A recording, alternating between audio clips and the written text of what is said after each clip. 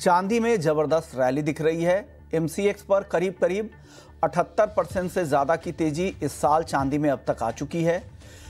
85% तक दाम हाजिर बाजार में चांदी के बढ़ चुके हैं। अलग अलग ज्वेलरी मार्केट में चांदी हाजिर फिजिकल मार्केट में करीब 1,75,000 रुपए तक दाम पहुंच चुके हैं। एक जबरदस्त तेजी कह सकते हैं चांदी के मार्केट में। और सिल्वर के मार्केट में कहा जा रहा है कि काफ़ी ज़्यादा शॉर्टेजेज है, और ये शॉर्टेजेज इसलिए क्रिएट हुई हैं कि फिजिकल डिमांड भी अच्छी है, और साथ ही ईटीएफ डिमांड, ईटीएफ इनफ्लोज की वजह से जो वो वॉल्ट पे जितनी यूनिट क्रिएशन होती है ईटीएफ की, उतना ग्राम उनको वॉल्ट में भी रखना पड़ता है। तो ये सारे फैक्टर्स हैं। अब लंदन से भी खबर आ रही कि वहाँ पर भी फिजिकल में सप्लाई कम हो गई है। ओवरऑल भी ग्लोबल मार्केट में ये 5वां साल है जहाँ पर चांदी के मार्केट में डेफिसिट की स्थिति है। और अब कौन से ऐसे वजह हैं जो चांदी में को इतनी ज़्यादा हवा दे रहे हैं, और इस तरह की रैली, इस तरह की अनयूजुअल सी रैली कब तक चलेगी और क्या करना चाहिए। हमारे साथ 3 मेहमान हैं जो आज आपके गाइड करेंगे। अनिंद बैनर्जी हैं कोटक सिक्योरिटीज़ से, अजय केडिया हैं केडिया एडवाइजरी से, और भाविक पटेल हैं ट्रेडबुल सिक्योरिटीज़ से। केडिया जी, इस तरह की रैली ना आपने कभी देखी होगी, ना किसी ने भी नहीं देखी हुई, जिस तरह की रैली चल रही है चांदी में। क्या हुआ है सर, आपके पास इनसाइट्स क्या मिल रहे हैं चांदी के मार्केट को लेकर? नमस्कार विश्व जी। नमस्ते सर। सबसे पहले तो आपको और सभी दर्शकों को दीपावली की शुभकामनाएं। सोना चांदी जब भी बढ़ता है। जी, आपकी भी पूरी टीम को बहुत बहुत शुभकामनाएं सर। धन्यवाद सर। तो देखिए, कभी भी जब सोना बढ़ता है तब भी अच्छा लगता है और डर भी लगता है, क्योंकि रह गए। फ्रैंकली जो ये अब तक की रैली है वो मेरे 25 साल के कैरियर में मैंने ऐसी बड़ी रैली नहीं देखी। हाँ, 2011 में भी हमने देखी, बट वो स्ट्रक्चर थोड़ा डिफरेंट था। बट खास करके पिछले महीने भर में, 1.5 महीने में जो चांदी में खास करके हमने रैली देखी है वो बिल्कुल हमारी एक्सपेक्टेशन के बियॉन्ड है। नो डाउट पिछले साल हमने एक्सपेक्ट किया था कि चांदी $50 के 42, 44 तक जा सकती है, मैक्सिमम $50 तक देख सकते थे। क्यों? $50 का एक रेफरेंस मिलता है 2011 से और 1980 से। बट ऐसा लग रहा है कि जो $72 का हमने टारगेट रखा है 1.5-2 साल में दिखाएगा। अब जिस ढंग से नॉन स्टॉप चल रहा है, बहुत ही ज्यादा विकेट सिचुएशन बनी हुई है इन्वेस्टमेंट पॉइंट ऑफ व्यू से। बिकॉज जब हम लोग कोई भी एनालिसिस करते हैं तो फंडामेंटल डेटा और टेक्निकल के बेस पे करते हैं, और टेक्निकली तो पिछले 2 महीने से आप देखो तो RSI 90 के ऊपर ट्रेड कर रही है, बिल्कुल छोड़ने के लिए तैयार नहीं है। तो जो शॉर्टेजेस हमने डोमेस्टिक में और इंटरनेशनल में देखे हैं वो एकाएक बहुत ही बड़ा ट्रिगर का रूप ले चुका है। और ऐसा आज सुबह भी मेरा एक जन से बात हो रहा था कि माइन से अगर सप्लाई की अगर हम बात भी करें कि चलो आ जाएगी, उसको भी आने में समय लगेगा। तो हैव टू सी के इसका बेल आउट कैसे होता है। बट टाइमिंग एक ही हम बोल सकते हैं कि मार्केट में जो मोमेंटम बना है वो बहुत ही एक्सट्रीम मूवमेंट है। दिन में 5-5 हजार रुपए की जो हम तेजी देख रहे हैं, ये एक्सट्रीम मूवमेंट है सर।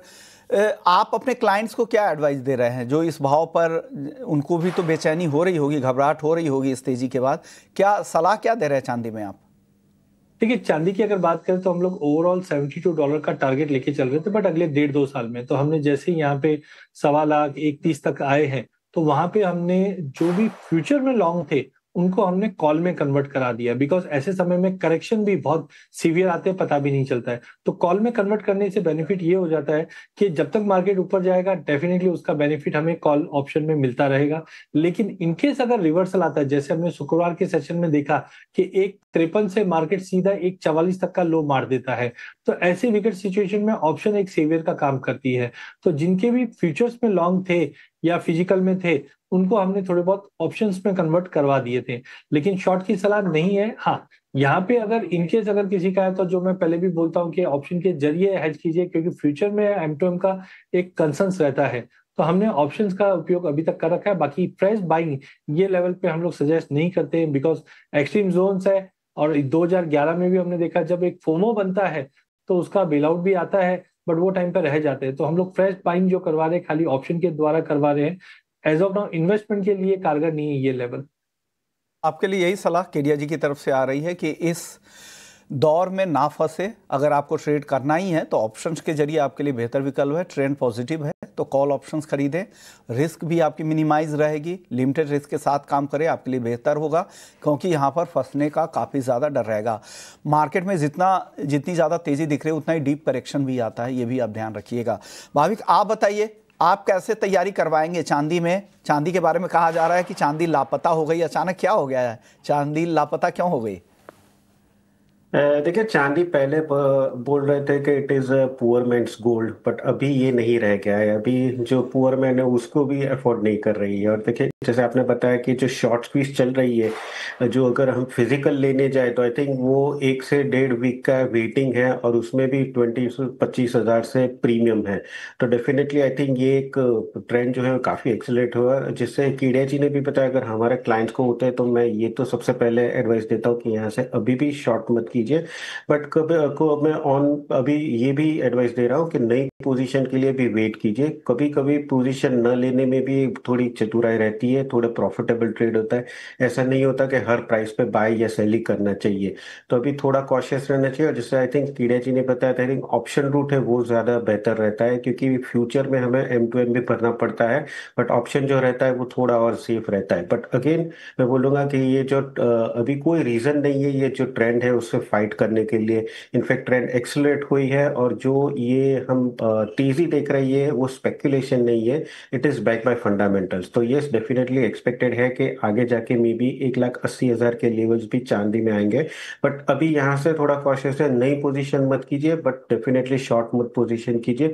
जिसकी अभी भी लॉन्ग पोजीशन है वो खड़े रह सकते हैं। एटलीस्ट चांदी में 1,40,000 के नीचे नहीं आता, या सोने में 3950 के नीचे नहीं जाता है, तब तक लॉन्ग पोजीशन अपनी होल्ड करके रख सकते हैं। ओके, तो ये लेवल्स का ध्यान रखिएगा, तब तक लॉन्ग पोजीशन में आप बने रहे। लेकिन बेहतर यही हमारे दोनों एक्सपर्ट कह रहे हैं कि आप कॉल ऑप्शंस के जरिए जाए, ऑप्शंस के जरिए जाए, ज़्यादा बेहतर है, क्योंकि मार्केट में कभी भी करेक्शन आएगा तो आपको फंसने का डर रहेगा। गोल्ड की बात करते हैं। गोल्ड ने फिर से आज नया हाई बनाया है, 1,27,000 के करीब अब गोल्ड पहुंचता दिख रहा है। यहाँ पर भी MCX पर 60% तक दाम बढ़ चुके हैं इस साल अब तक। केडिया जी, गोल्ड में क्या करें, गोल्ड में क्या सलाह दे रहे हैं आप? देखिए, मुझे लगता है कि जो मैं पहले भी करता हूँ कि अगर आपके घर में शादी ब्याह है या आपको फिजिकल कंजम्पशन करना है तो आप बिल्कुल लेके चलिए, क्योंकि उसमें कोई ऑप्शन ही नहीं है। लेकिन जब आप निवेश की बात करते हैं या ट्रेड की बात करते हैं तो हमारे पास विकल्प है। आज आप कॉपर देख लीजिए, बढ़ गया है, बाकी आइटम आप कर सकते हैं। बट मुझे लगता है कि जो वॉल्टिलिटी है एक्सट्रीम, उसमें ट्रेड करना बहुत ही मुझे लगता है रिस्की रहेगा। बट फिर भी अगर ट्रेड पॉइंट ऑफ व्यू से अगर पकड़े तो मुझे लगता है इंट्राडे में ऑप्शन के जरिए आप पोजीशन बनाइए, जहाँ पे 1,26,000 का कॉल ले लीजिए, 3,000 रुपए में 2,600 का स्टॉप लॉस लगाइए, 3,800 तक का टारगेट रहेगा। बट कोई भी लॉन्ग टर्म देख करके पास्ट में हमने ऐसा कभी नहीं देखा कि 50, 60, 70% बढ़ने के बाद कंसिस्टेंटली अगले 2 साल भी हम 50-50% की तेजी देखेंगे। कोई भी एसेट क्लास इतना मूव नहीं करता है। रिसेंटली एक चार्ट मैंने आपको अभी शेयर भी कर रहा हूँ, जो एक वॉल्टिलिटी इंडेक्स है वो पिछले 50 साल में सबसे हाईएस्ट है, RSI हाईएस्ट है। तो यहाँ पे बिना ऑप्शन के अगर आप ट्रेड करें तो जोखिम बहुत बड़ा रहेगा। हाँ, ये जरूर है कि मेरा एक्सपेक्टेशन इतना नहीं था बढ़ने का। मेरा एक्सपेक्टेशन था कि चलिए 1,05,000, 8,000 जो मैंने आपके चैनल पे कहा भी था, बट 1,08,000 और 1,27,000 मायने रखता है। क्यों? क्योंकि यहाँ पे रिस्क बहुत ज्यादा दिखाई दे रहा है। इसके लिए मैं बेटर रहेगा कि हम यहाँ पे थोड़ा से ऑप्शन के द्वारा ही एंट्री करें। अननेसेसरी ट्रेड के पॉइंट ऑफ व्यू से हम लोग करते नहीं रहे, क्योंकि कभी भी अब जब एग्जिट का मौका मिलना बहुत इंपॉर्टेंट है, तो ऑप्शन बेटर रहेगा। तो दोनों ही काउंटर में ध्यान रखिएगा। भले ही कॉल ऑप्शंस तेजी के सौदे आपको बता रहे हैं केडिया जी, इतनी तेजी के बाद भी, लेकिन ऑप्शंस के जरिए बता रहे हैं, तो आपको घबराने की ज़रूरत नहीं है। यहाँ पे लिमिटेड रिस्क रहेगा। अगर ये तेज़ी में आप पार्टिसिपेट भी कर पाएंगे और नुकसान भी ज़्यादा नहीं होगा, कोई करेक्शन आएगा तो।